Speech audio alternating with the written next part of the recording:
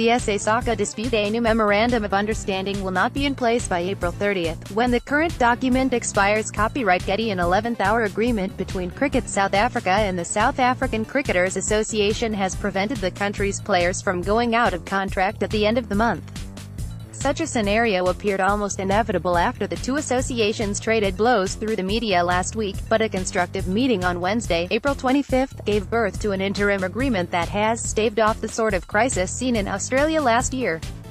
Although the two organizations confirmed in a joint press release on Thursday that a new Memorandum of Understanding will not be in place by April 30th, when the current document expires, measures have been taken to ensure that player contracts will be maintained while the final details are being ironed out. The interim agreement will cover a 2-month period to June 30th, which is the target that has been set for a final MO document to be signed.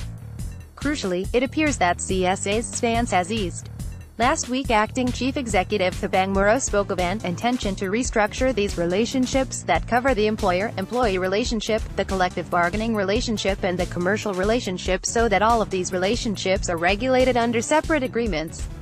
While the nature of this restructuring was not made clear, CSA has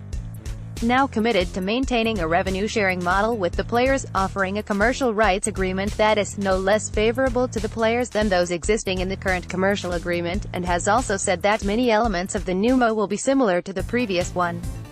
To avoid what was shaping up to be a messy standoff with its players, CSA has also committed to a 6% increase in its disbursements to SACA to fund the contracts of both national and franchise players in May and June.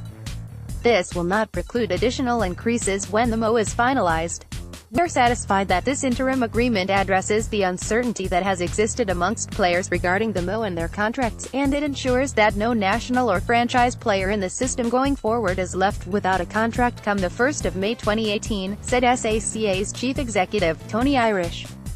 The interim agreement also contains commitments to key issues outside the player contracts and commits the parties to further structured negotiation over a 2-month period which aims to finalize the full ambit of player benefits, and other player-relevant matters, to apply over the longer, 4 to 5 year term of the MO 18, while South Africa's next international engagement had not been in doubt, given that they only play Sri Lanka in July. The interim agreement will allow the franchise contracting process to continue after an unusual delay.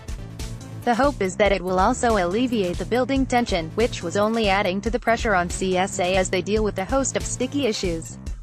There is still a long way to go in these negotiations, but CSA and SACA have both acted in the best interests of the game by setting a clear platform needed to jointly and constructively get this done within a 2-month period, said Moro.